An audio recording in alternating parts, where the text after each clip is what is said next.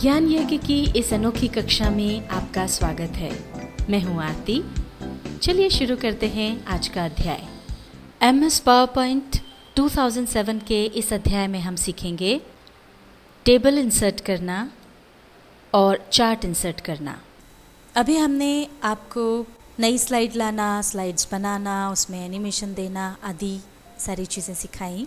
अब अगर स्लाइड बनाते समय उसमें आप कोई भी चार्ट या टेबल या पिक्चर, क्लिप आर्ट इत्यादि कोई भी कंटेंट अगर उसमें इंसर्ट करना चाहते हैं तो वो कैसे करें, ये अब हम आपको सिखाते हैं। कंटेंट्स इंसर्ट करने के लिए आप यहाँ पर देख रहे हैं कि स्लाइड पर यहाँ पर कुछ आइकन्स दिए हुए हैं। ये जो अलग अलग आइकन्स हैं ये अलग अलग कंटेंट के लिए हैं। जैसे पहला जो आइकन आप देख रहे हैं वो है इंसर्ट टेबल का, यानी अगर आप अपनी स्लाइड में टेबल इंसर्ट करना चाहते हैं तो आप इस आइकन पर जाकर क्लिक कर दें। अब यहाँ पर आप देख सकते हैं कि नंबर ऑफ़ कॉलम्स और नंबर ऑफ़ रोज़ दी हुई हैं। कितने आपको कॉलम्स यानी कितनी खड़ी लाइनें आपको चाहिए वो आप यहाँ से चुन सकते हैं। इस नंबर को बढ़ा या फिर घटा सकते हैं। ये जैसे हमने 6 कॉलम्स लिए। नंबर ऑफ़ रोज़ आपको यहाँ मिल जाएगी, इसे भी आप घटाया बढ़ा सकते हैं। मान लीजिए हमने 6 नंबर ऑफ़ रोज़ ली, मतलब आड़ी लाइनें और खड़ी लाइनें वो हमने यहाँ से चुन ली टेबल के लिए और फिर ओके पर क्लिक कर दिया। ये देखिए ये टेबल आ गई।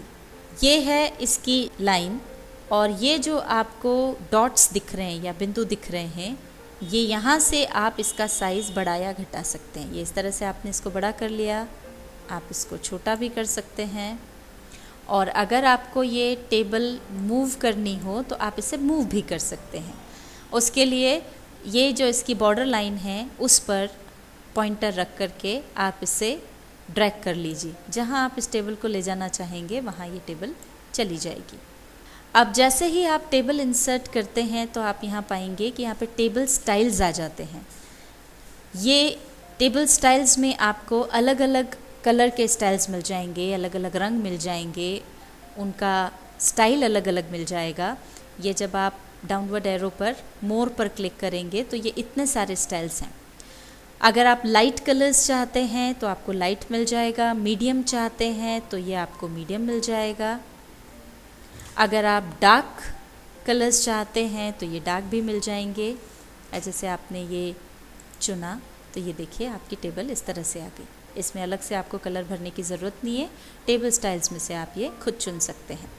और अगर इसके बारे में आप और जानकारी चाहते हैं तो MS वर्ड में ये हमने आपको सिखाया है, वहाँ पर जाकर के आप इसे और देख सकते हैं और सीख सकते हैं। अगर आपको इस टेबल की ज़रूरत ना हो तो आप ये बॉर्डर पर पॉइंटर रखें, क्लिक करें और फिर कीबोर्ड पर डिलीट प्रेस कर दें। ये अपने आप आपका टेबल जो है वो चला गया। इसी तरह से आपको अगला आइकन मिलता है चार्ट का। अगर आप चार्ट इंसर्ट करना चाहते हैं तो इस आइकन पर जाएं और क्लिक कर दें। अभी देखिए आपके सामने अलग अलग तरह के चार्ट्स आ जाते हैं। कॉलम में चाहिए, लाइन में चाहिए, पाई चार्ट चाहिए, बार चाहिए, एरिया चाहिए, ये अलग अलग टाइप्स हैं। जो भी आपको चाहिए वो देखिए यहाँ से आ जाएगा, आप उसको चुन सकते हैं। कॉलम में आपको चाहिए तो कॉलम में फिर अलग अलग स्टाइल हैं, 3D है, राउंड है, सिंपल बार है।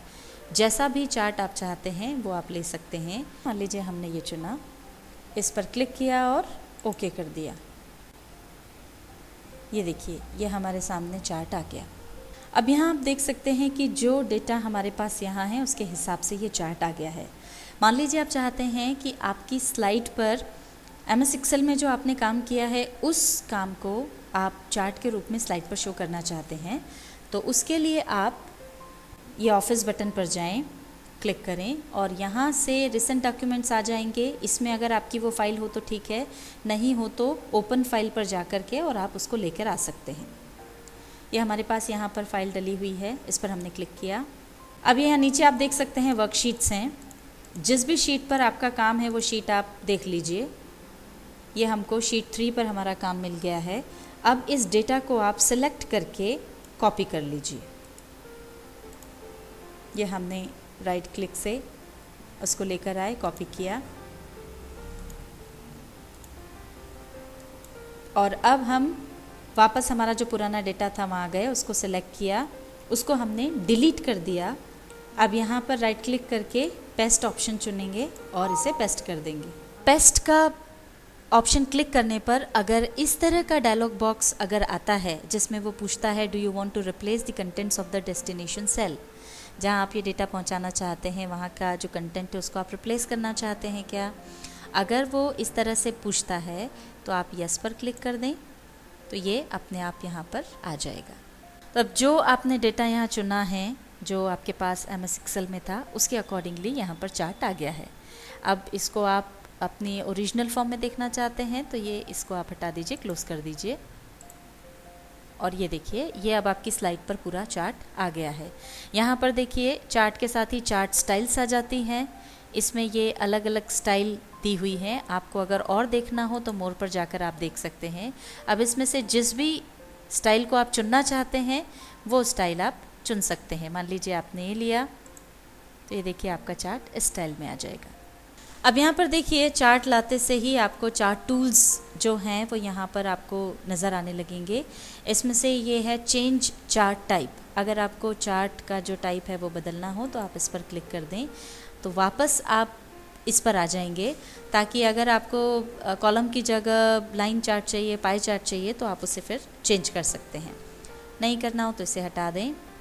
और अगर आपको जिस डेटा के बेस पर आपने ये चार्ट बनाया है उसमें कुछ एडिट करना है, उसमें कुछ चेंजेस करना है तो ये देखिए वापस से डेटा आपके सामने आ गया। मान लीजिए यहाँ पर हम किसी भी डिजिट में कुछ अंतर करते हैं, जैसे ये पहला है फर्नीचर, इसमें यहाँ पर हमने ये क्लिक किया, 2011 की सेल जो थी वो हमने चेंज कर दी और 2012 की जो है सेल उसको भी हमने चेंज कर दिया, 15,000 से 17,000 कर दिया। अब एंटर प्रेस करें तो ये देखिए ये जो हमारा चार्ट था वो उसके हिसाब से चेंज हो गया। तो ये आप एडिट कर सकते हैं।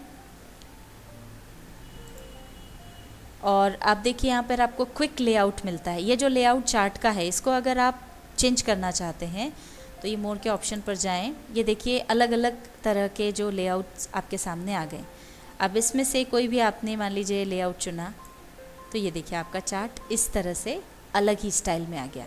तो कुछ भी चेंजेस अगर आपको करना हो तो वो आप यहाँ से चुन सकते हैं, ये देखिए इस तरह से। और अगर आपको चार्ट की ज़रूरत ना हो, आपको डिलीट करना हो तो ये इसकी बॉर्डर पर पॉइंटर रखें, क्लिक करें और डिलीट की दबा दें। MS पावरपॉइंट 2007 के इस अध्याय में हमने सीखा टेबल इंसर्ट करना और चार्ट इंसर्ट करना।